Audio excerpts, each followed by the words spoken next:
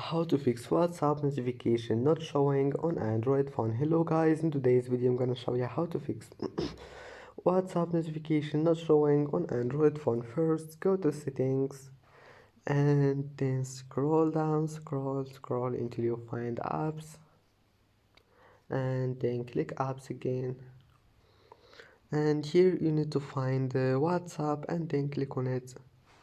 Now all you need to do just click notifications